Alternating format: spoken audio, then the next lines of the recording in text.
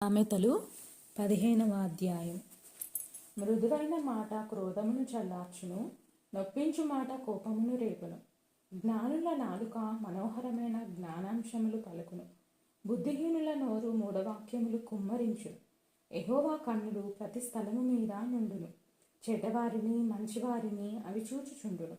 సాత్వికమైన నాలుక జీవవృక్షము, దానిలో కుటిలత ఉండిన ఎడల ఆత్మకు భంగం కలుగును.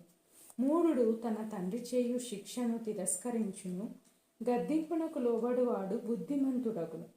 నీతిమంతుని ఇల్లు గొప్ప ధననిధి, భక్తిహీనునికి కలుగు వచ్చుబడి శ్రమకు కారణం. జ్ఞానుల పెదవులు తెలివిని వెదజల్లును, బుద్ధిహీనుల మనస్సు స్థిరమైనది కాదు.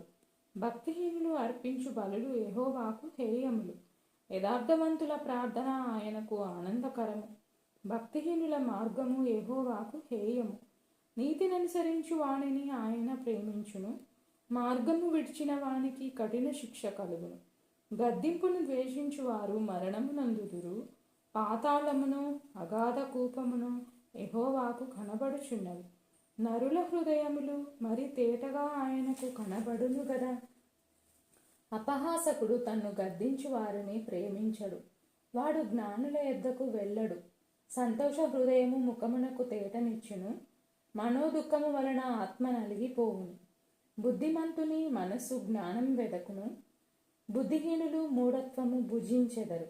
బాధపడు వాని దినములన్నయు శ్రమకరములు, సంతోష హృదయునికి నిత్యము విందు కలుగును.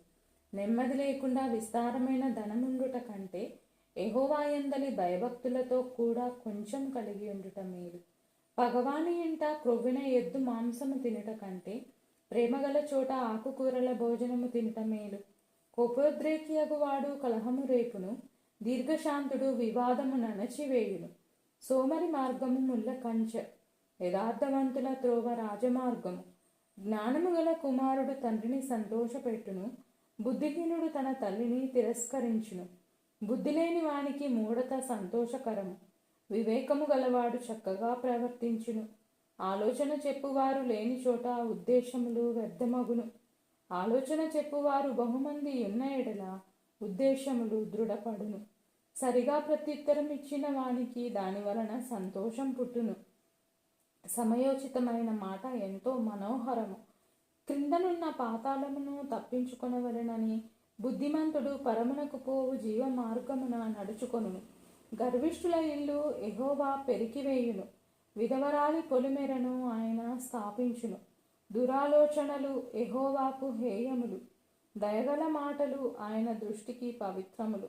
లోబి తన ఇంటి వారిని బాధపెట్టును, లంచమును అసహ్యించుకొని వాడు బ్రతుకును. నీతిమంతుని మనస్సు యుక్తమైన ప్రత్యుత్తరం ఇచ్చుటకు ప్రయత్నించును, భక్తిహీనుల నోరు చెడ్డ మాటలు కుమ్మరించును. భక్తిహీనులకు యెహోవా దూరస్తుడు, నీతిమంతుల ప్రార్థన ఆయన అంగీకరించును. కన్నుల ప్రకాశము చూచుట హృదయమునకు సంతోషకరము, మంచి సమాచారము ఎముకలకు పుష్టి ఇచ్చును. జీవార్థమైన ఉపదేశమును అంగీకరించు వానికి జ్ఞానుల సహవాసము లభించును.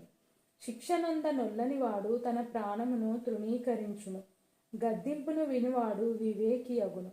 యెహోవా యందు భయభక్తులు కలిగి ఉండుట జ్ఞానాభ్యాసమునకు సాధనము, ఘనతకు ముందు వినయముండును.